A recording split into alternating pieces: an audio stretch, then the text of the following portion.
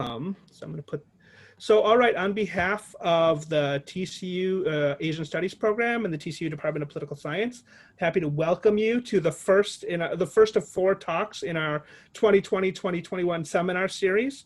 I'm Michael Strauss. I'm the director of Asian Studies at TCU and a political science professor.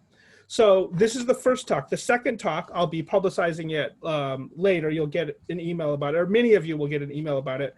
The second talk is going to be by Nicole Zhang. It will be called Queering Confucianism in Cyberspace, Fictional Religion, Affective Labor, and Internet-Based Homoerotic Romance in Contemporary China. I think it'll be really interesting. It's going to be on November 12th at 7 p.m. Central Time. So it'll also be on a Thursday in Texas, Friday in Japan.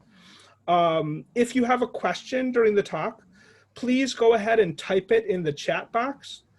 Or if you just want to be called on to ask the question yourself, you can type your name in the chat box and I'll call on you in the question and answer, assuming we have time for everyone. This is, as I was mentioning earlier, if we had brought Kenneth to campus, which I've been wanting to do for years, many people that are on the Zoom right now would not have been able to be here. So I want to mention a few of the people that I'm really happy to have in attendance. We have Caroline Fleischer from the Japan Foundation Center for Global Partnership. They're very important to mention because they are great supporters of research on Japan and Japanese politics. I know both Professor McElwain and myself have benefited from their support in the past. And in fact, I think in the last 3 years, we've gotten 3 grants from them to bring great Japan specialists to campus. So they've been really generous with their support. So we're really glad that they can be here to hear Kenneth's talk. Also, Sadia Pekkanen is here from the University of Washington, Seattle. She is one of my professors, so I'm very happy to be able to host her now. And I know she brought some of her students as well. And my good friend from Doshisha University in Kyoto, just to show how spread out we are, Jill Steele, is also here with some of her students. So welcome everyone, and welcome to all the many people who I didn't name.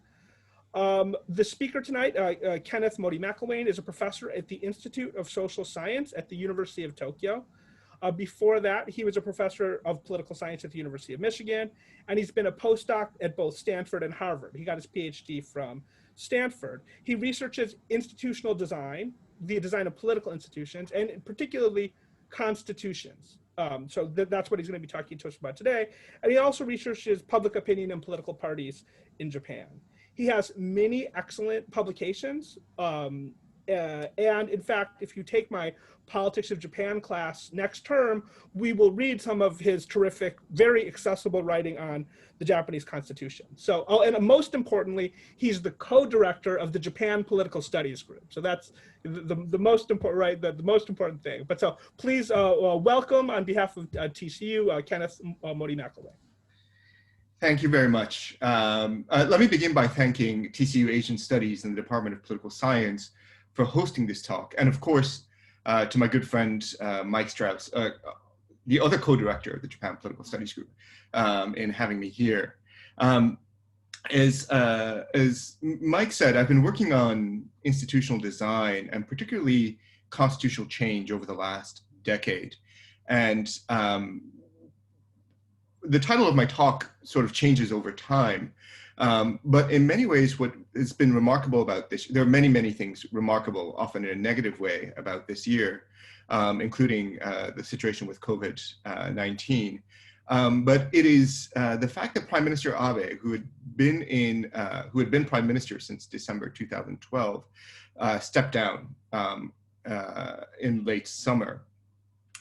And so it's a good time in a way to go back and rethink exactly what was achieved and not achieved during the Abe administration. And what I'll focus on today is what was touted as one of his core priorities, which is amending the Constitution of Japan. I'm mindful that many of you may not necessarily be well versed on the Japanese Constitution. So I want to begin very quickly with an overview. So the Constitution of Japan was ratified in 1946 and came into force in 1947. It dates back to the post-World War II occupation, the Allied occupation of Japan, which begins in August 1945 after Japan's unconditional surrender. One of the priorities of the Allied occupation is to quote unquote solve problems of pre-war Japan, particularly what was seen as issues relating to the preceding constitution, the 1889 Imperial Constitution of Japan, which is often called the Meiji Constitution. Meiji after the title of the emperor who was reigning when the previous constitution was ratified. And the problems that were being solved was first replacing imperial sovereignty with an electoral democracy where sovereignty resides with the people, making Japan a peaceful ally of the West and really specifically of the United States, and third, of guaranteeing fundamental human rights. The addition of rights was seen as a bulwark against possible recursion to authoritarianism. The current constitution is based on a draft that was written up by occupation authorities in a little over a week in February 1946. It went through negotiations and deliberations in the Japanese Diet. The Diet is a term for the Japanese parliament or legislature, and finally ratified in November 1946, enacted on May 3rd the following year. And May 3rd today remains Constitution Day in Japan. So I mentioned these three goals, and constitutionalism is taught briefly to Japanese middle school, high school students, and we've run a lot of surveys on people's knowledge about Japanese constitutionalism. But one thing that is really drilled into you in Japan is that the Constitution of Japan, which I'll shorthand as COJ on the slides, the COJ is defined by three pillars, and these relate to those three problems that were being solved that I mentioned. The first is that the emperor shall purely be a ceremonial monarch, and sovereign power resides with the people. This is Article 1 of the Constitution. And the second is enshrining pacifism in Article 9. I'll come back to Article 9 in more detail later in the talk, but effectively it says that Japanese people forever renounce war as a sovereign right of the nation. So 9.1 is sort of the aim, and 9.2 is a means, saying Japan will not maintain land, sea, and air forces, as well as other war potential. Third, we have respect for fundamental human rights. And the section on human rights is quite long in the Japanese Constitution. But what Article 11 states is that these rights are eternal and inviolate, meaning it can't be circumscribed by the government for no reason.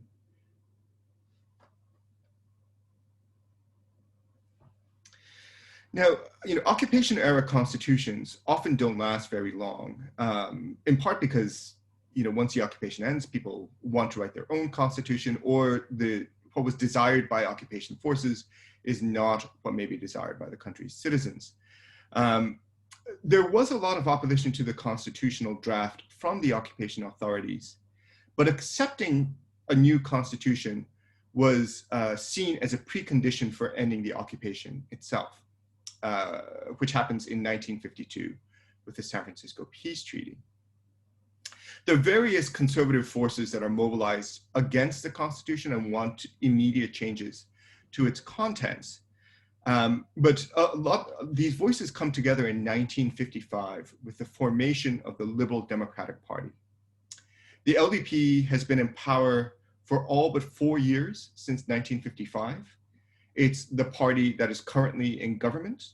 It's also the party of former Prime Minister Abe Shinzo and current Prime Minister Suga.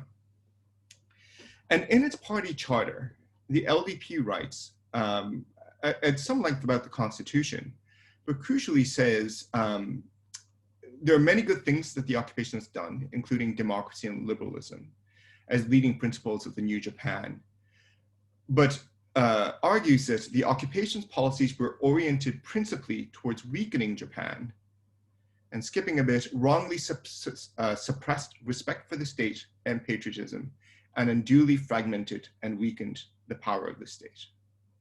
So from its inception, the LDP has sought to visit and revise many different features of Japanese government, including its constitution. Movements to amend the constitution pick up steam in the 1990s with the end of the Cold War.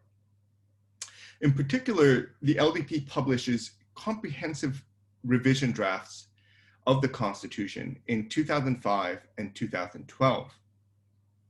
Both years have significant symbolic meaning. 2005 with the 60th anniversary of the end of World War II, and 2012 with the 60th anniversary of the San Francisco Peace Treaty, so Japan regaining its sovereignty after World War II.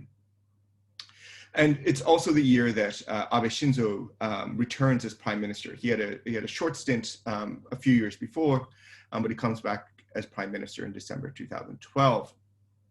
And more recently, in 2017, the LDP pushes for new amendment priorities, and I'll come back to those points later.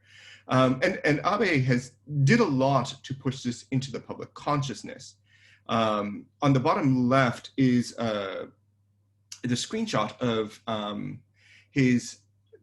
the annual news conference or video message he sends on May 3rd on Constitution Day.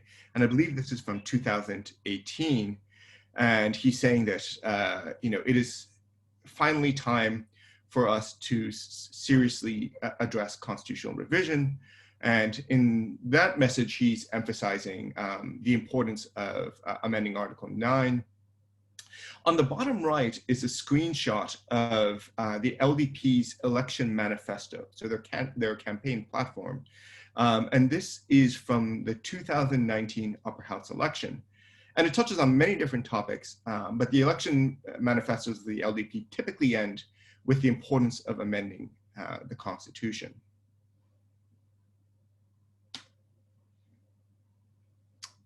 Now, here's a puzzle. Prime Minister Abe sincerely wants to amend the Constitution, it seems. At the same time, pro-amendment parties had enough seats in the Japanese parliament, in the Diet, over a 4-year window from 2016 to 2019. Nevertheless, the LDP did not put forward a concrete amendment proposal for deliberation. And in fact, never in the history of post-war Japan has an amendment proposal been put for deliberation to the Diet. So if you want to do it, and you ostensibly have the seats to do it, why don't you? This isn't just a question about Japanese politics. This figure shows the so-called lifespan of existing written national constitutions. So you can think of the lifespan as a number of years since a constitution was ratified until today. As many of you probably know, the oldest constitution in force is the American Constitution from 1789. There are actually, a lot of the old constitutions are from Europe, which has had a longer history of written constitutions. So Belgium follows, and the Netherlands, Canada, Luxembourg, and the like. Now, Japan 1946, so the year of its ratification, is a red bar. At the bottom, you see Denmark, 1953. Within the list of existing constitutions, those in red are the only ones that have not been amended. So ratified 46, enacted in 1947, the Constitution of Japan is the oldest unamended constitution in the world. And in fact, constitutions that aren't amended generally don't last very long. The median lifespan of an amended constitution is about 16 years. Those of unamended constitutions is just 3 years. So beyond the Japanese case, or wanting to know more about Japan, the Constitution of Japan is interesting precisely because it has survived for so long without any amendments. And what I'd like to argue today is threefold. The core argument is the lack of amendments is first not because it is difficult to amend, or at least not excessively difficult to amend. Instead, the main reason is that citizens and political actors, elite political actors, disagree quite fundamentally on priorities. The LDP pushes for amendments to Article 9, but among voters who actually agree with constitutional amendment, their priority instead is on adding new rights to privacy, as well as to environmental rights. Relatedly, there was a lot of mistrust of constitutional amendment under Prime Minister Abe. Independent voters, who are the largest subset of voters in Japan, so these are people who don't declare an affinity to a particular party, mistrust proposals that don't have bipartisan support. As a result of this, while many politicians, particularly from the LDP, say they are in favor of amending the Japanese constitution, they don't want to, in a way, lead the parade. They're wary of pushing the issue because they do not want to alienate independent voters.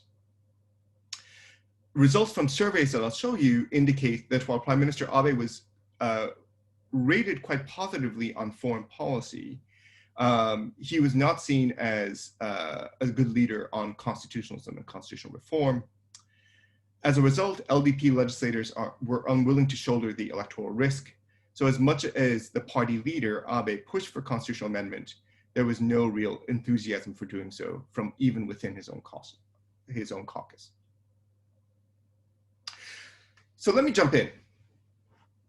I'm going to start by showing you some data from constitutions. So my first argument is the lack of amendments is not because the Constitution is unreasonably hard to amend. This is an argument that's put forward quite frequently by those who are unhappy with their inability to change the Constitution of Japan. Now, as a basic principle, it's important to keep in mind that constitutions are anti-majoritarian. The one core way in which constitutions differ from laws is that the latter can be changed in many countries by a simple majority in the legislature, but constitutions typically require a higher hurdle. In the case of the Constitution of Japan, a proposal first needs to be approved by 2/3 in both chambers of the Diet, the House of Representatives, the lower house, and the House of Councillors, the upper house. After that, it is then put forward to a referendum of voters. So everybody in Japan gets to vote, or Japanese citizens get to vote, and it needs to procure a majority. When Prime Minister Abe returned to power in December 2012, one of the first things he pushed for was amending Article 96, which is the provision that outlines the procedure for amendments, arguing that 2/3 hurdle in the Diet was too high. So this is an empirical question, right? I mean, normatively, you could say, it's too high because it is greater than a majority, but empirically, is this rare? And the answer is, it's not. In fact, most constitutions in the world which allow the legislature to propose and approve amendments require 2/3. So this is data from existing constitutions in the world today. Regarding the parliamentary hurdle or the legislative hurdle, 6% say a majority is enough, 3% say 3/5, 11% actually have a very high level of 3/4, but 78% of constitutions require 2/3 approval. So it is the most standard level for parliamentary assent. Among that group, about half of the constitutions allow for national referendums. So the combination that the Constitution of Japan uses is shared by 35% of constitutions around the world, which is the sort of the largest grouping or largest subset that exists. So as I noted, it's hard to argue that the COJ is unreasonably hard to amend. This is supported by the fact that even countries with the 2/3 hurdle have frequent constitutional amendments. What this figure shows is on the x-axis, we have the level of parliamentary approval. I'm ignoring whether or not you need referendums at the moment. And we have data from about 860 constitutions in world history, dating back to the 18th century. The vertical axis is of the number of years that the Constitution has been around, in what proportion of years has there been an amendment? So if the Constitution has been around for 10 years, and there was one amendment in that period, we would say the amendment rate is 0.1. If it was around for 20 years and only one amendment, 0.05. So what we see is when the hurdle is lower, so at absolute 50%, the amendment rate is higher. As the amendment hurdle goes up, the amendment rate goes down, which is what we would expect. If we didn't see this, we'd be a little bit surprised. Japan belongs to this red bin shared by countries like Belgium, as well as the Republic of Korea, South Korea. But it importantly includes Germany. The German Basic Law has been amended more than 60 times. I believe the current count is 62. So now Germany doesn't require a referendum. So in that sense, it's easier than it is in Japan. But at the same time, it's hard to argue that 2/3 is too difficult. The primary criticism from Prime Minister Abe and the LDP, given that in other countries, governments are able to achieve amendments. And what I've argued in previous research is a core reason why the Constitution has never been amended, and this is unrelated to Prime Minister Abe in some ways, is that it has less structural need for amendments than most other constitutions. What I mean by that, and the clearest way to show it, is that the Constitution of Japan is actually very, very short. So this is a figure showing the word count of constitutions. So we have, constitutions, existing constitutions, and this simply counts up the number of words that are in it. The longest constitution in the world by far is the Indian Constitution at 146,000 words long. The US Constitution, depending on how you count it, is I think 7,000 to 8,000 words long. The average Constitution is 21,091 words. Compared to that, the Constitution in Japan is 4,998 words. It's the 5th shortest constitution in the world. Now, what does length mean? In a really simplistic way, what it suggests is that many things that are written into the Constitution in other countries are not in the Japanese Constitution. So to change constitutional issues, you need an amendment.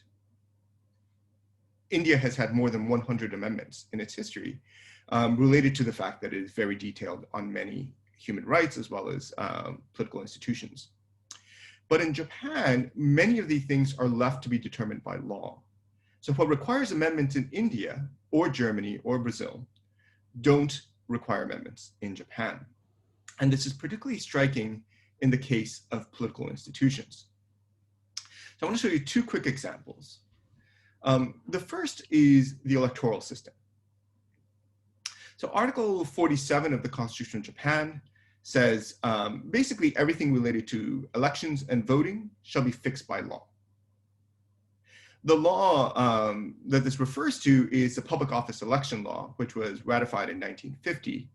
It's been amended in big and small ways 61 times, but some of these are fairly major reforms, including to the lower house, the complete restructuring of the lower house electoral system in 1994. There were changes to parts of the upper house electoral system in 1983 and 2001, and districts and seats have been reapportioned 17 times. Now contrast this to the Norwegian Constitution, which, at least to my knowledge, has the longest sections relating to the electoral system. So Article 57 of the Norwegian Constitution sets the number of people who are in their parliament at 169. It says that the country is divided into 19 constituencies, so the number of districts is set. And how many seats are in which district is determined by a mathematical formula where each inhabitant counts as 1 point, each square kilometer counts as 1.8 points. Right? So there's very little room for political discretion, and there's an automatic updating that happens with each census every 8th year. And then it sort of goes on and on and on.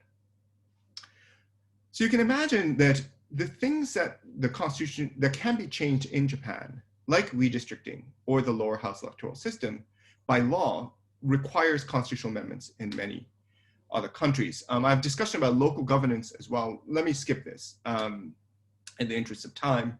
I'd be happy to come back to it.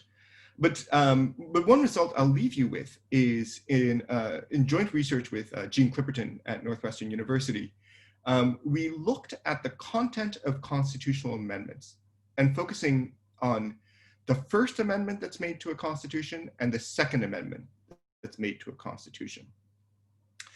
What we find is that among First Amendments, 74% relate to political institutions, 35% relate to rights. They add up to more than 100 because in some countries you can do multiple amendments as one set. So you can change both at the same time. With Second Amendments, 81% are to institutions, 32% are to rights. And looking more closely at the institutional content, the most common revisions are to the electoral rule, term limits, particularly executive term limits in presidential systems, and national local government power, so federalism, centralization, and the like. These things are set by law in Japan. So what I argue with in a paper with Christian Winkler from 2015 is the Constitution of Japan structurally does not require amendments as much as other constitutions do.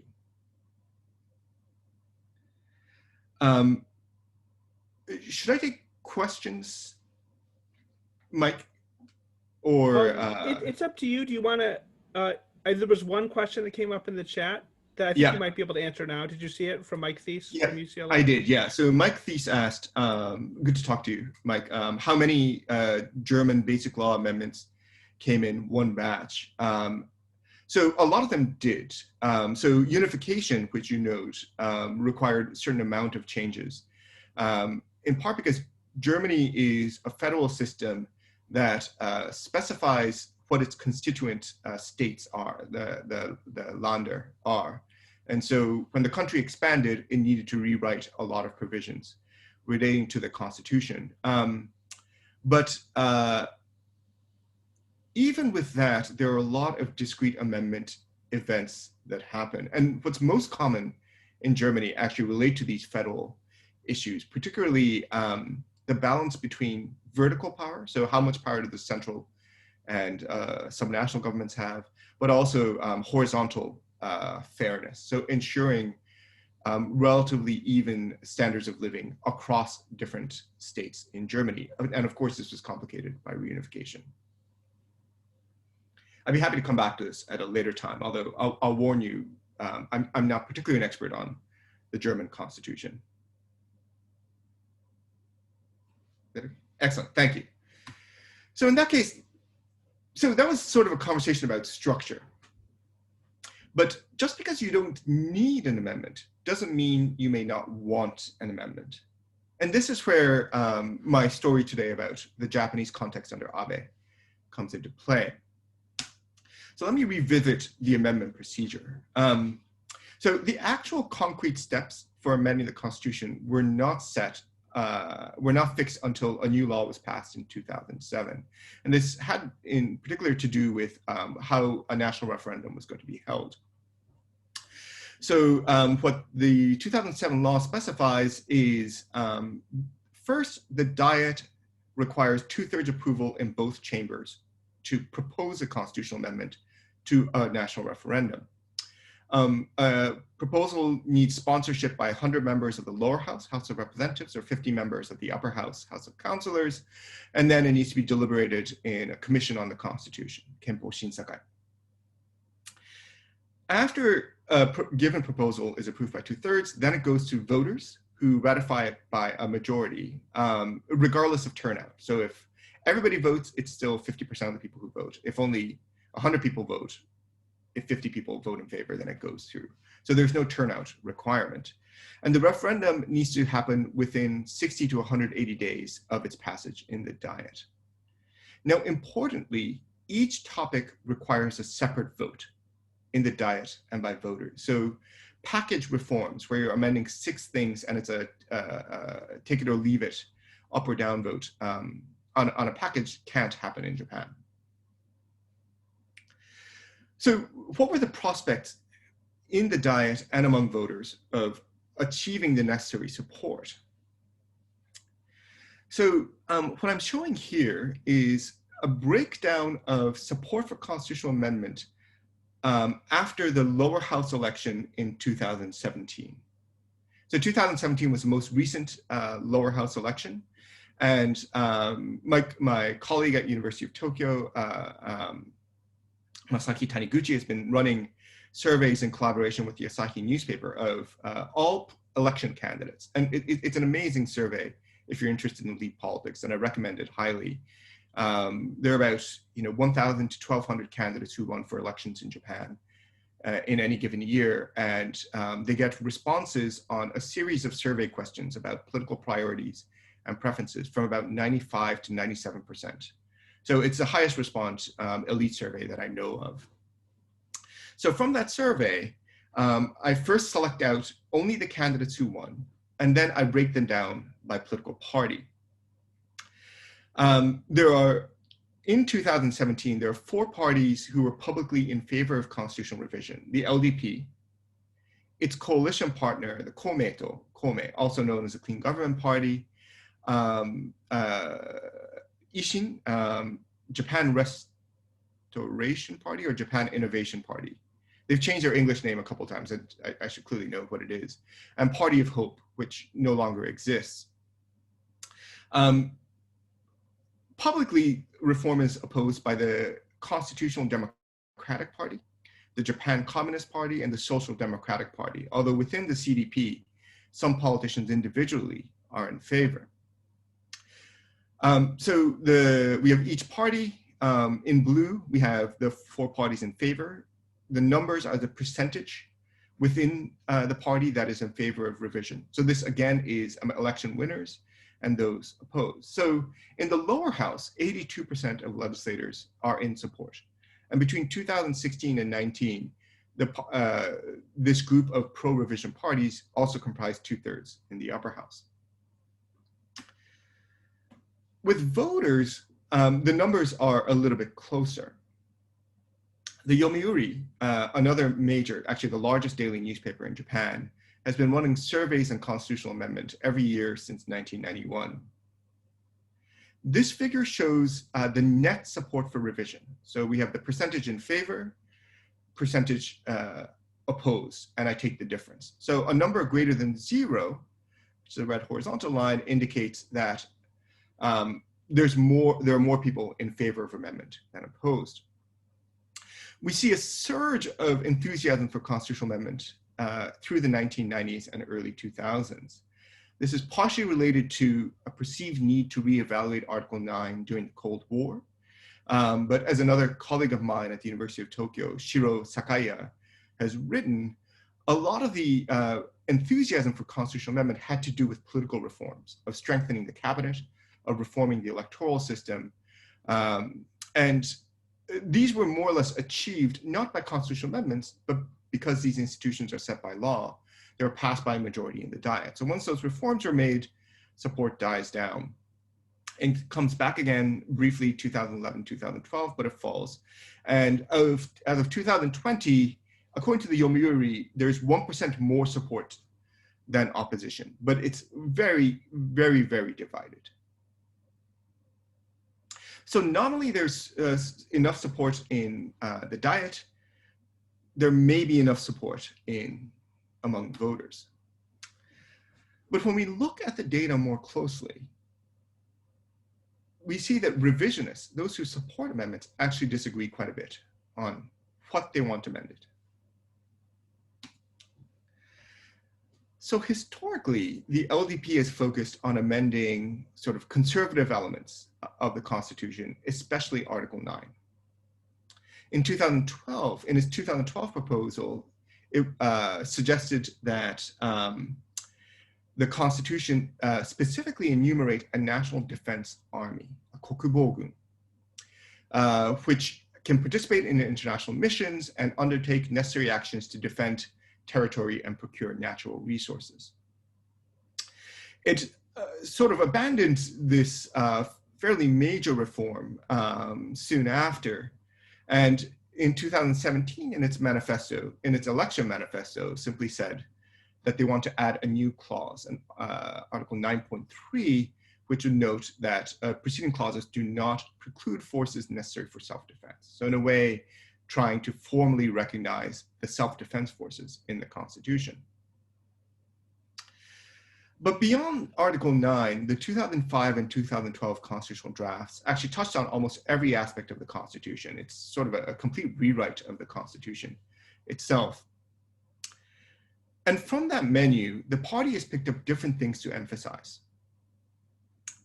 As I showed at the beginning of the talk, in December 2012, when the LDP returns to power, it wants to change the amendment rule itself. It wants to make it easier to amend the Constitution. This was very unpopular, seen as sort of a backdoor way to make more fundamental changes later on. Sort of bowing to the reality that voter enthusiasm was a little bit lacking, the party instead, in February 2015, says, maybe we should table Article 9 and instead focus on things that we think are popular with the public. So environmental rights is one, a pseudo-balanced budget amendment emphasizing fiscal restraint was the second, and enumerating state of emergency provisions for natural disasters and foreign invasion. So this was in discussion formally and informally among varying political parties, but in May 2017, Abe says, you know what, we're doubling down on 4 things: Article 9, state of emergency, and added 2 things that had not been widely discussed: guaranteeing free higher level education. What counts as higher level education was not defined, but making higher education free, and changing how upper house, House of Councillor seats were apportioned. So the menu changes a lot. And parties also, so among the menu changes a lot in part because the LDP can't pass constitutional amendment on its own, and it needs buy-in from varying other political parties. This goes back to the 2007 lower house election. And I looked at the official election manifesto, so the campaign promises of each political party as it pertains to the Constitution. The parties in blue are the pro-revision parties. Parties in red are opposed. Even among the pro-revision parties, what the parties want changed, at least as written in their manifesto, varies quite a bit. For example, the LDP has these 4 priorities, which I touched on. Komeito, its coalition partner. So Komeito is, in a way, what ensures that the LDP has majority support in the upper house. Komeito does not want to change Article 9. Instead, what they care about is national emergency provisions, but also greater decentralization of government powers from national to local governments, and adding environmental rights. 2 other parties, Hope and Ishin, which are also more urban-based political parties, also favor greater decentralization. Ishin is in favor of free higher education. This is something that the party still espouses today. There's also support for increasing government transparency, something that Hope backs, but also the Constitutional Democratic Party is in favor as well. So in terms of managing the coalition between the LDP and Komeito, the party can't just push Article 9. It needs to add on other issues. And in order to get 2/3, it's mindful of the differing priorities of Hope and Ishin as well.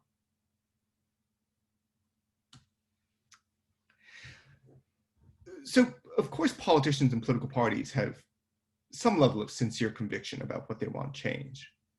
But at the same time, they are highly responsive to what voters want. Right? I mean, to change the Constitution, you need seats. To win seats, you need to win over voters.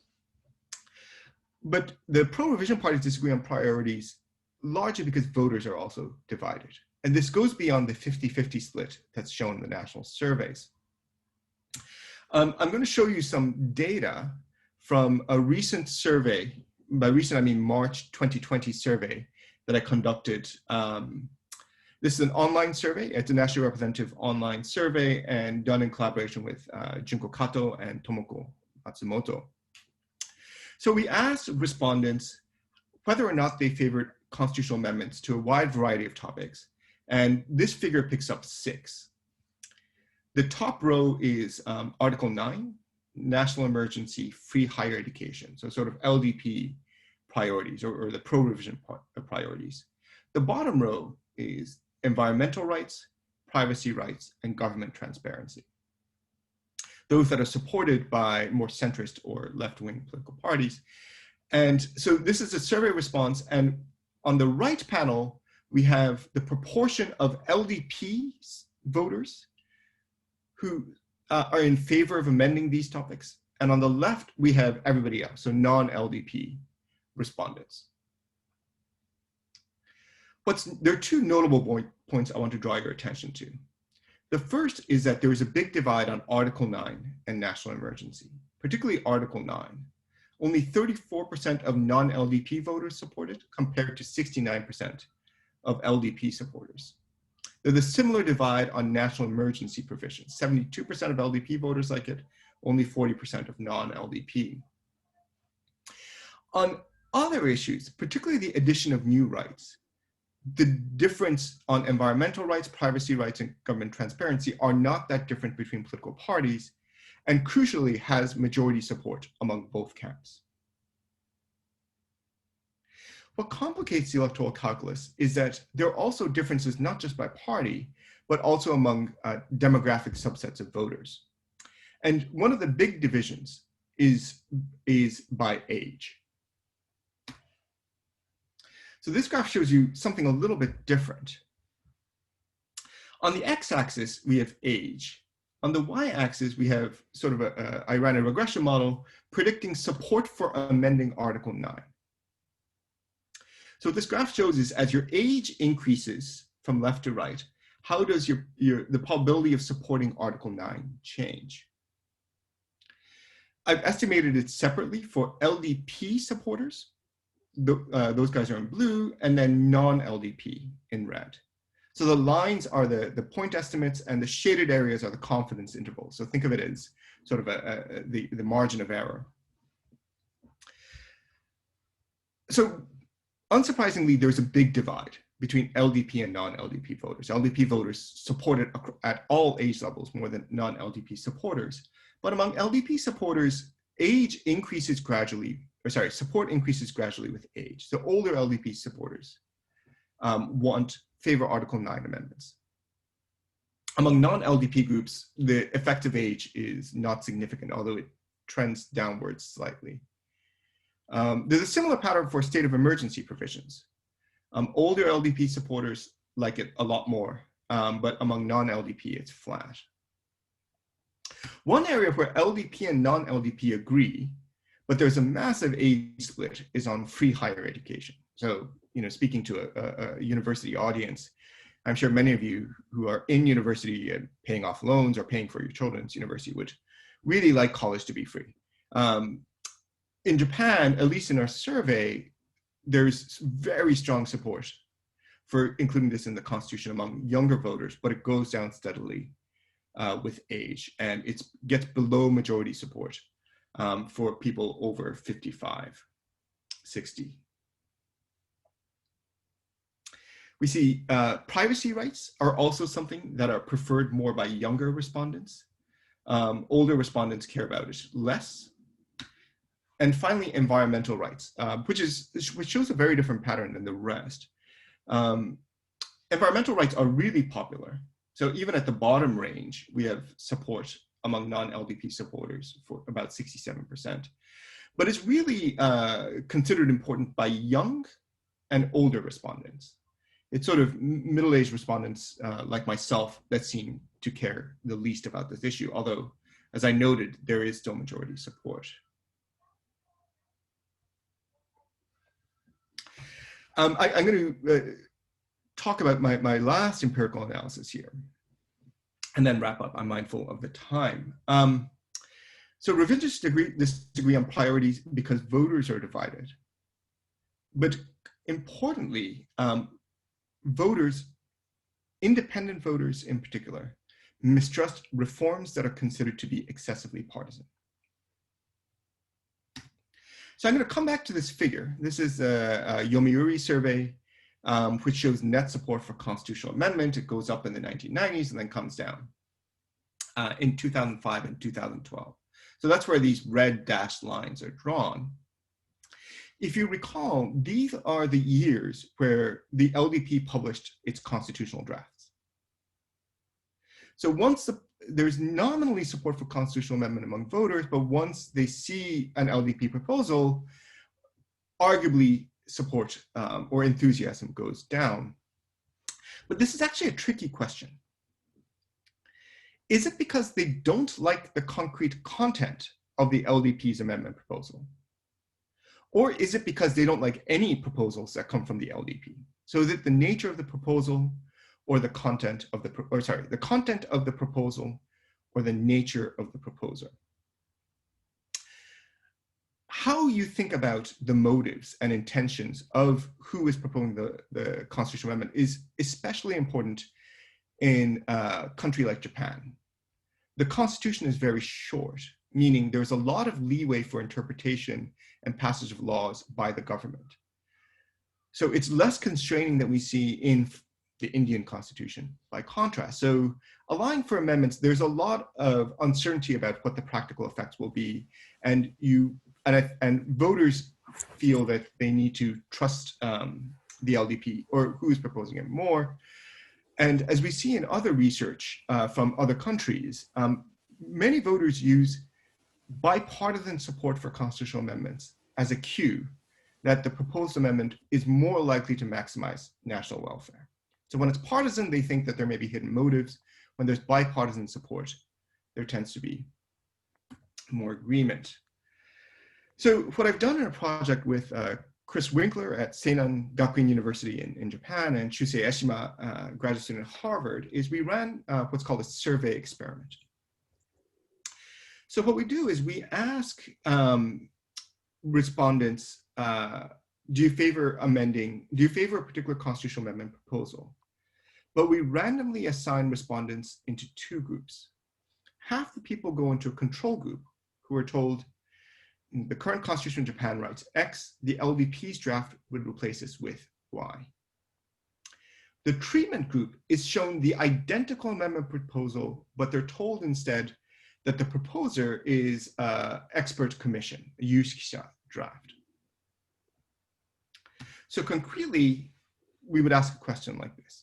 The Constitution of Japan does not mention environmental rights. Half the people would see the LDP draft would add, the state in cooperation with citizens must endeavor to maintain a favorable environment for the people. The treatment group would see the exact same proposal, but listed as an expert draft proposal. So what we do in a survey experiment is we look at the difference in support level between these two groups, between the proportion in favor under the expert draft and the proportion under the LDP. And this table summarizes the results very briefly. So we actually looked at about 12 different topics. I've listed 6 here. These are all actual proposals from the LDP's 2012 draft, a national defense army, national emergency provisions. I'll be happy to talk about them in detail if you like, and 3 progressive rights, environmental, privacy, and transparency. The central column shows the average treatment effect. It's the difference in support between those who saw the neutral proposal versus the LDP proposal. So a positive value means that more people like the neutral proposal. So if there's a number here, it means that there's a statistically significant difference. And I've highlighted it in green if it's greater than 5%. So on Article 9, how you frame it doesn't have a statistically significant effect, but it has a positive effect on the other 5 proposals and a particularly big effect on giving the cabinet, so basically the prime minister, the power to issue decrees during states of emergency. But we also want to look at who is swayed more by a neutral than an LDP proposal. So we broke up respondents into those who support the LDP. There were about 22% of our sample. Those who supported left-wing parties, 9%, and independents, who are the biggest fraction in our survey. They're 54% of our pool. And so these are what we call the heterogeneous treatment effects, so differences in treatment effect by subgroup. We found that among the LDP supporters, how you frame it has no effect. Calling it a neutral proposal doesn't make them like it more, which makes sense. They're LDP supporters, they like LDP proposals just fine. But among left-wing and independent voters, the treatment has a very big effect, particularly among independents. Again, keeping in mind they're about half of our sample. Support for cabinet degrees goes up by 8%, for environmental rights by 6.7%, privacy rights 9%, transparency rights 5%. So this is a very big swing. And it speaks to the fact that independents are mistrustful of partisan proposals, and particularly those put forward by the LDP. So I've gone on quite a bit. I'm going to end very quickly. I started off by noting that the Constitution in Japan has less structural need for amendments because it's shorter.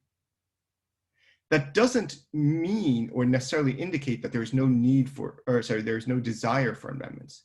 You could always make constitutions better.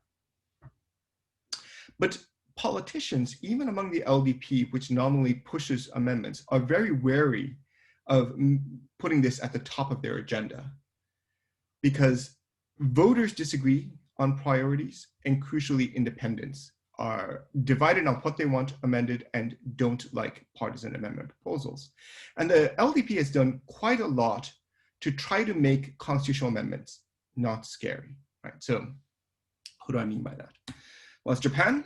So no government proposal would go through without first creating a manga. This is a manga from 2015. You can download it from the LDP website. It's told from the mother's view. The mother has a son.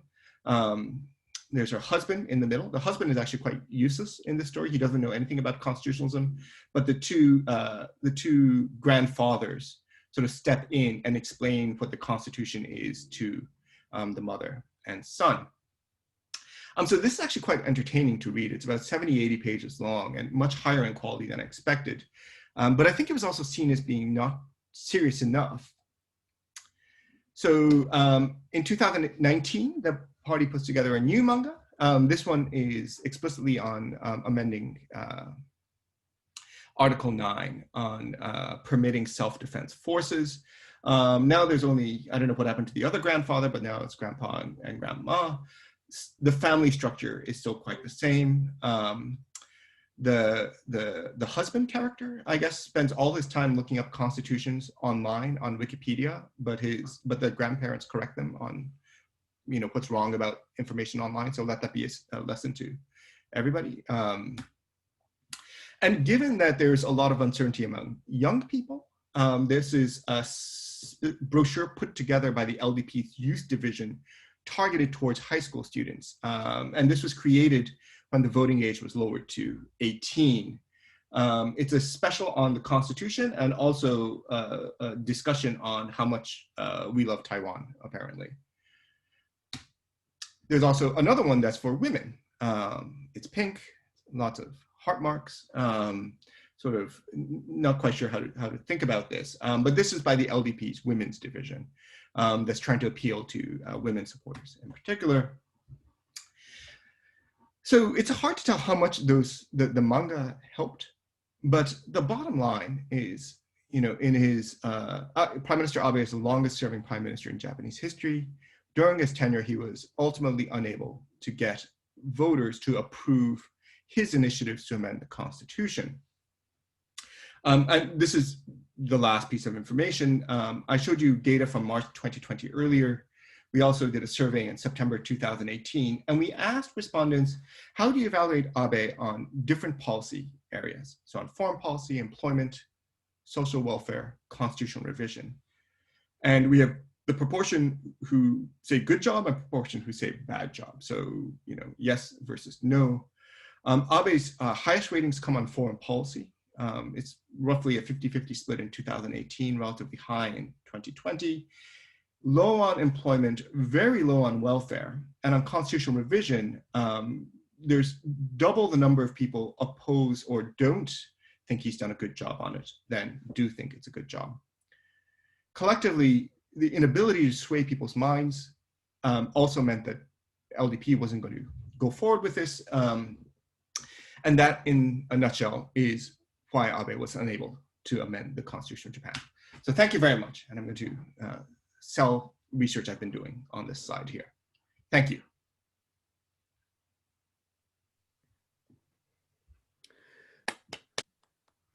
Thank you so much. And I apologize for going long, but I did want to show the manga. So the manga, no, I really like the manga, and I feel like that was a real place where I think that everyone being muted, I'm sure I was laughing, and I'm sure some other people were too.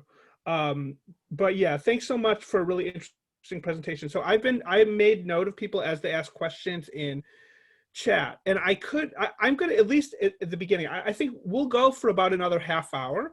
So if people are, I'm going to start by calling on people as they ask questions and give them a chance to summarize their questions. And then if people are taking too long, maybe at the end, I'll start summarizing questions, but I'm just going to go in the order the questions were asked. So first, Ellis Krause. If you want to unmute yourself and ask your question. Oh, I was wondering whose iPad was asking a question. Yeah.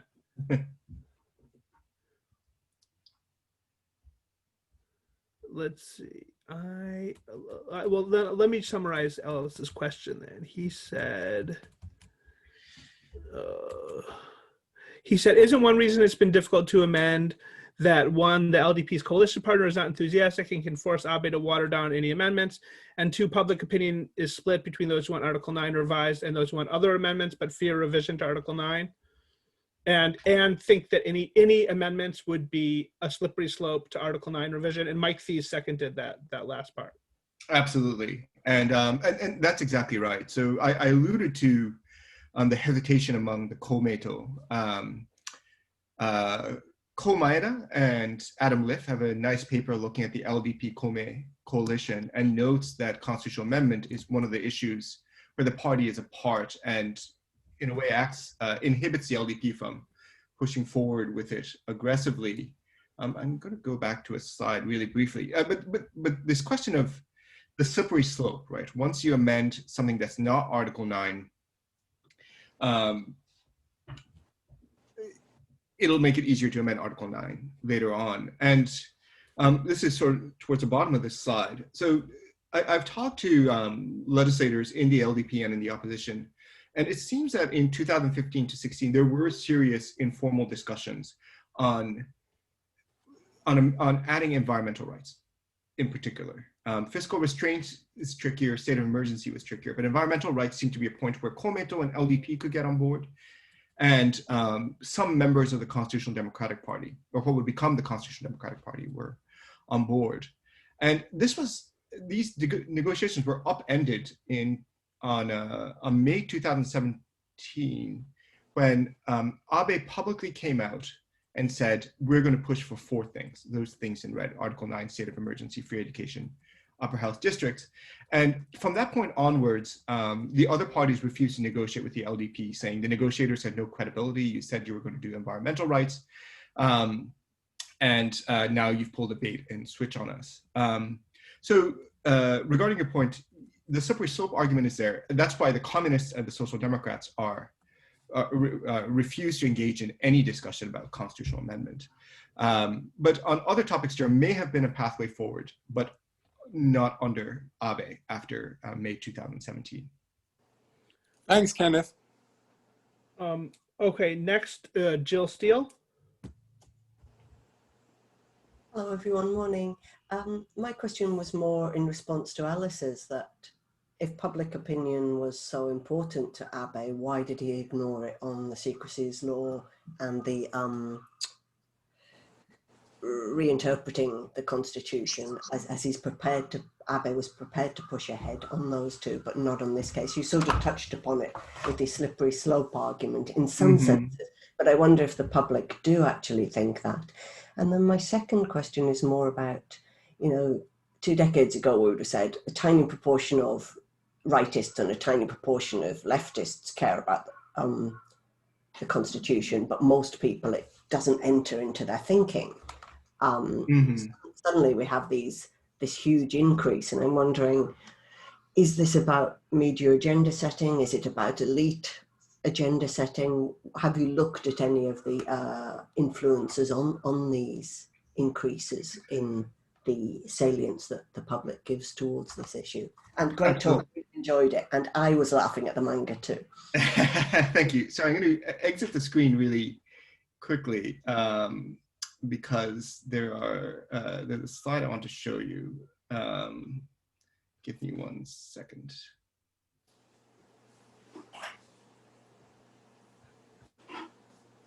PowerPoint is having issues. Also a massive file, so there's an error in saving your file. That's never good.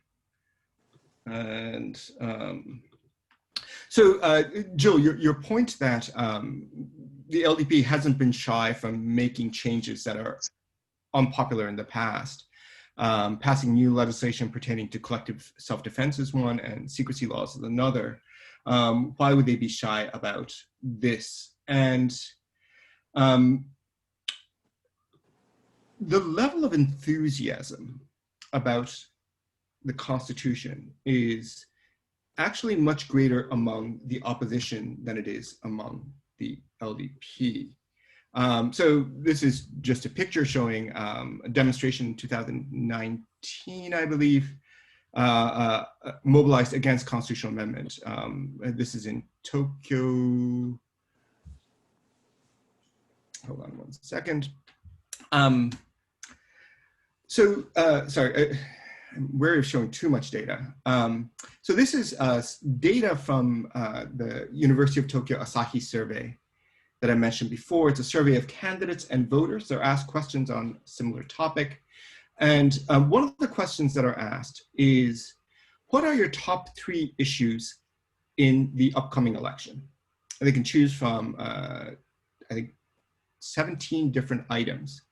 And what this plots is a proportion of respondents who included constitutional revision in their top 3. The left panel is voters, the right panel is candidates. And I've arrayed them left to right based on their ideological self-placement.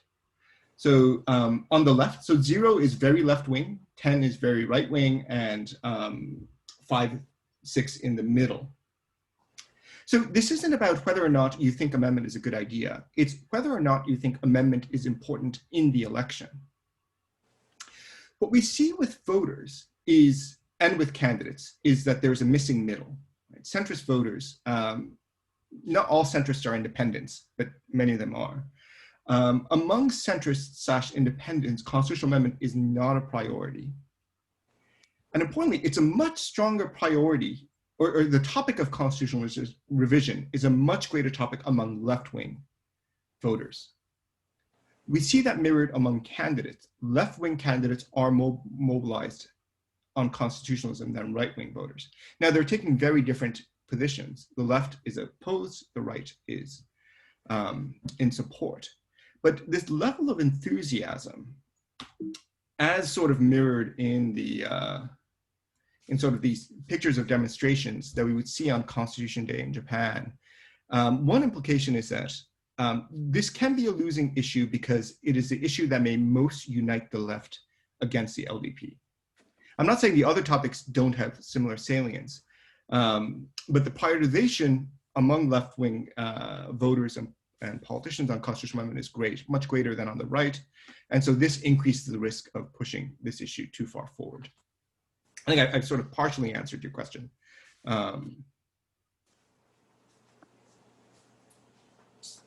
All right, so next is Seung-Hyun Kim. Good evening, Professor. So I just like to ask your opinion about the possible aftermath of amending Article 9. Mm-hmm.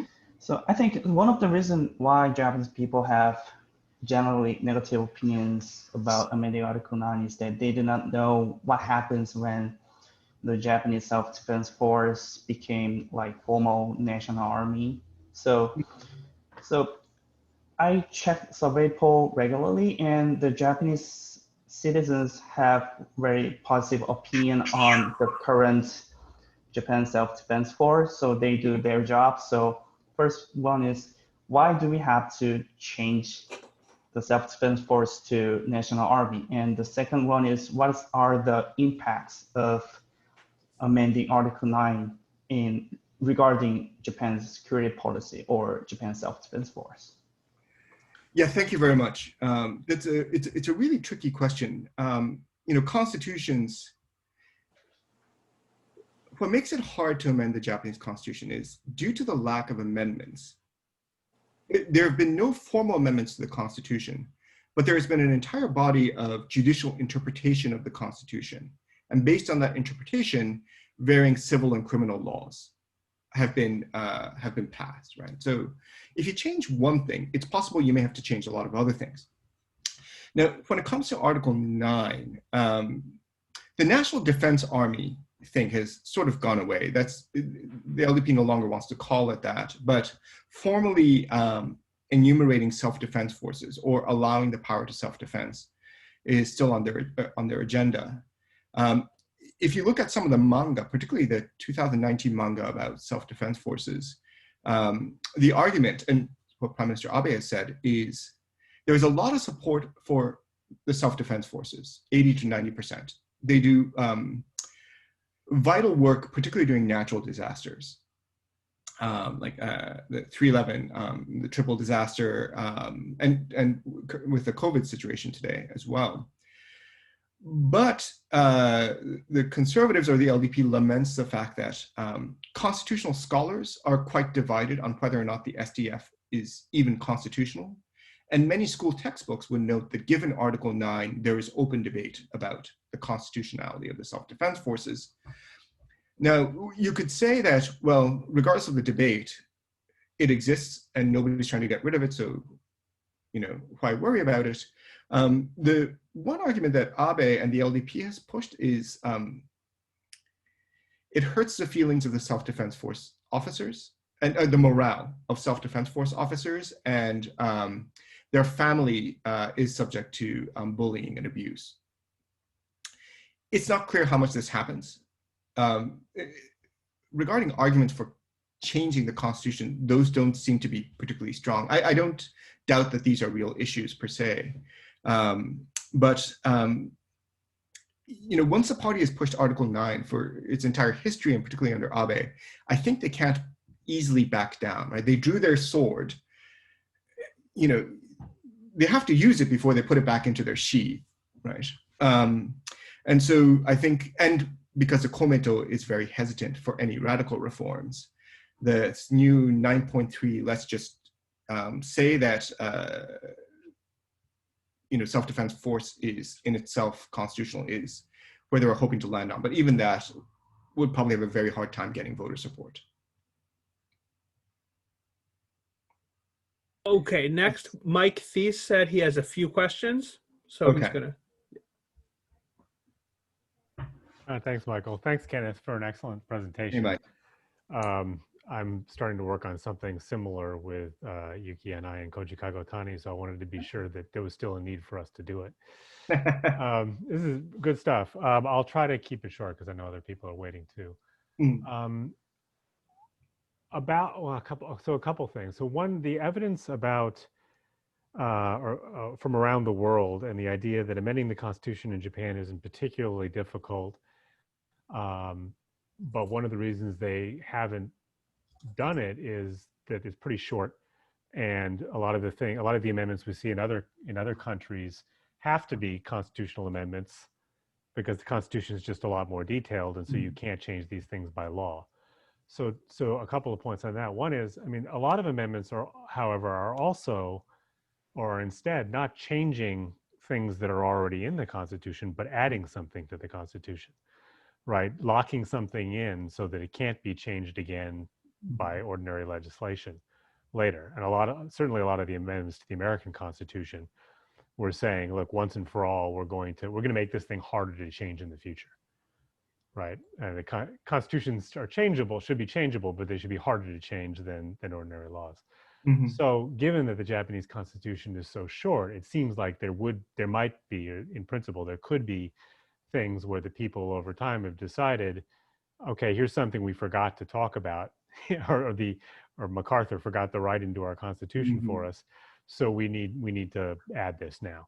So that it's short doesn't seem to me to be a reason by itself that there wouldn't be amendments, particularly additions to it. Contrary-wise, the last thing you mentioned in answering the last question has to do with the courts. I mean, one thing that the LDP has shown, particularly in the area of defense and Article 9 and the STF and things like that, is they can change the Constitution without formally amending it by getting a pretty weak and under their thumb judiciary to reinterpret the constitutions in ways that effectively change the supreme law of the land. So that may be another reason. So one thing that you might want to look at in your survey of constitutions around the world is what's the sort of real bite of the court system in terms of ruling things unconstitutional, right? And in Japan, famously, they've ruled things unconstitutional but not illegal, right? Yes, like the self-defense forces, where they, the courts really can't stop the government from doing things with laws that you might think should require a constitutional amendment. That's the other side.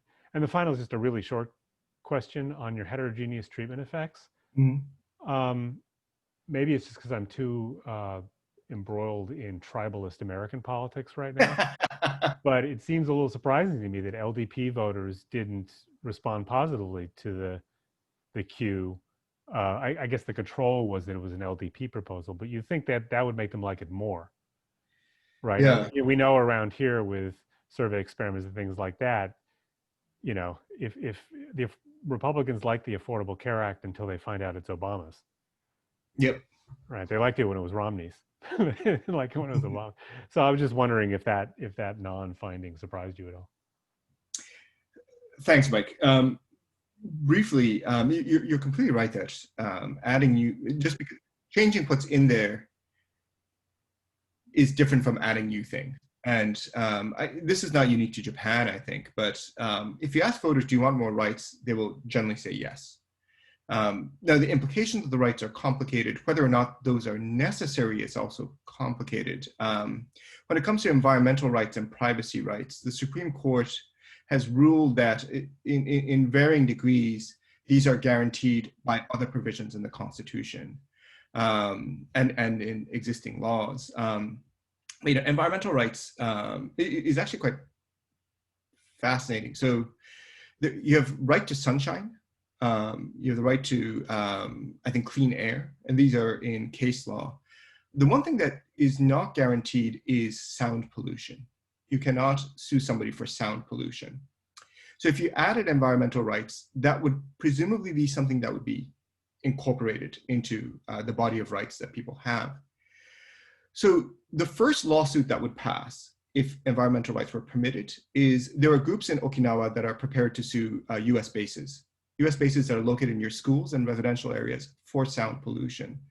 And that's why the LDP is mindful of it. Of course, a lot of their industrial sort of Chamber of Commerce type supporters aren't too crazy with it as well. But this gets to the point about courts. And the Supreme Court has ruled against the government 10 times, so a very few number of times. One argument is the courts are deferential to the LDP because the LDP controls their promotion, which I buy. I think philosophically, they're also a lot of deference to precedent. They don't want to change body of law as it stands. And particularly on Article 9, they've ruled that this is a political question that should not be resolved by courts. This is in the power of the executive branch, the cabinet in particular. So lastly, on the heterogeneous treatment effect. So I was actually surprised that more people didn't like the LDP proposal, or LDP supporters didn't prefer the LDP proposals more. I think there are two reasons. One, mechanically, is that there's a ceiling effect. Most LDP supporters like all the amendments anyway. It's hard for them to like it more than they like it already. The second is we included constitutional knowledge questions in our survey. And we found that LDP supporters tend to be more knowledgeable about the Constitution. And we think that may imply that LDP supporters can identify that it's sort of a conservative LDP proposal, even without being told that in the queue itself. So that's our supposition. We don't have clear evidence for this. But yeah, thanks for your questions, Mike. All right, Kenneth, so I've got a couple more questions that have been asked. I think I'm just going to read you all the remaining questions. And then I have two, because we've got about 10 minutes left. I'm going to read you, there's like 3 questions up here. I'm going to read them to you. And there's 2 people that have given me their names, said they have a question. I'll let them quickly ask. And then you can use the last few minutes deciding which of the issues on the table you'd like to reply to with your last few minutes. Right. Okay? Actually, I can take them as well. You want to? Or actually, I'll defer to you, Mike. Sorry, go ahead. No. So what do you want to do? Oh, Take no. questions one by one.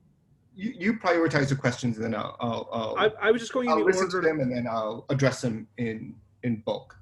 Okay. Yeah. So the first one I have is actually a TCU undergraduate, Michael Simonovsky. Do LDP voters support amending Article 9 because they are against American military presence in Japan, or just in favor of returning to greater sovereignty and Japanese tradition of having a strong military? What are the Japanese citizens' views on the American military being stationed in Japan?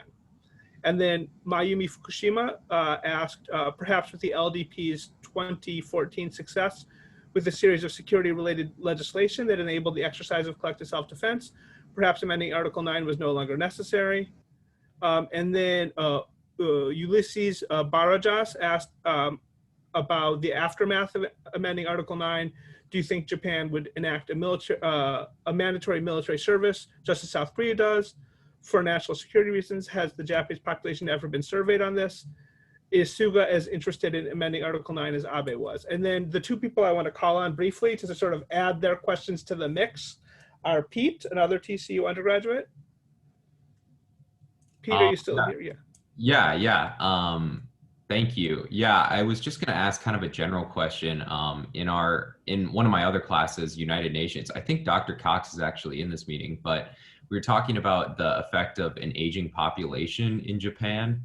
And what effect do you think Japan's aging population has on support for constitutional change?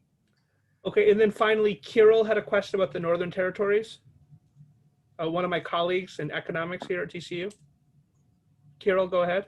Yes, thank you very much. Can you hear me well? Yep. Yes, I just wanted to ask quickly about the Northern Territories. This was one of the pet projects of Abe to return at least 2 of the 4 islands that are known as the Northern Territories in Japan or the Kuril Islands in Russia. And it seemed for a while that the Russians were almost ready to return them, that there was some kind of a secret agreement between Abe and Putin, but in the end, everything failed. And so I wondered whether this issue is relevant for the LDP voters or for the voters in Japan in general, or whether this is a polarizing issue that is relevant mostly for nationalists, and that the failure of Abe to get any advances on that issue led to the negative ratings that he got for his foreign policy. Thank you very much. Thank you. All right, so go ahead, Kenneth. So you've got a lot there, so I know you probably won't be able to get to everything, answer what you'd like, and if you have more time at the end, there's a few more questions that have gone up. Okay, excellent. So let me address the Article 9 sort of military-related questions first. I think sentiment towards the U.S. military presence is quite divided.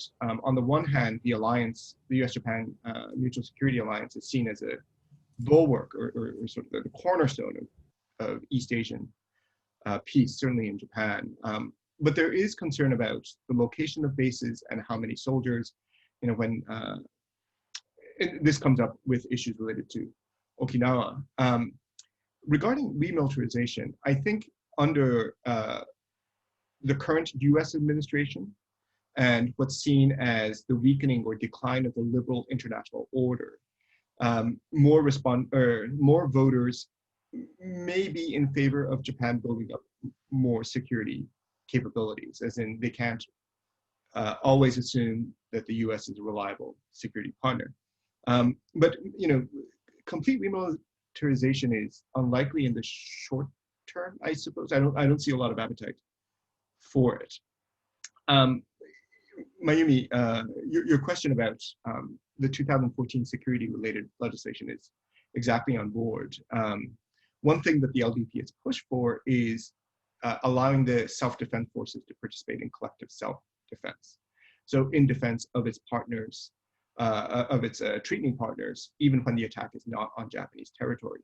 And the LDP, or the Abe government, more or less reinterpreted the Article 9 to suddenly say that, well, we didn't think it was possible under Article 9 before, now we've decided that it's possible.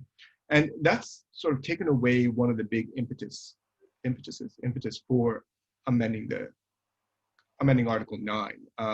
It's done by interpretation of legislation. Why is it necessary to change the Constitution? And finally, conscription. So those who are opposed to Article 9 amendment argue that any changes are a step forward towards potential conscription. Your children, your grandchildren may be conscripted to an army. I can't anticipate that far into the future, but establishing a permanent self-defense force that is protected in the Constitution there's a very far step from there to conscription. Almost certainly, if you're going to include conscription, you would have to amend the Constitution on a different provision, which is people have the right to choose their occupations, and conscription would violate that in one way.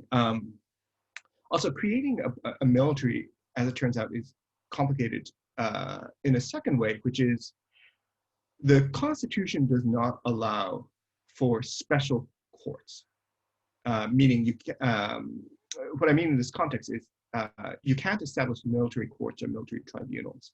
That would have to be established in a separate constitutional amendment.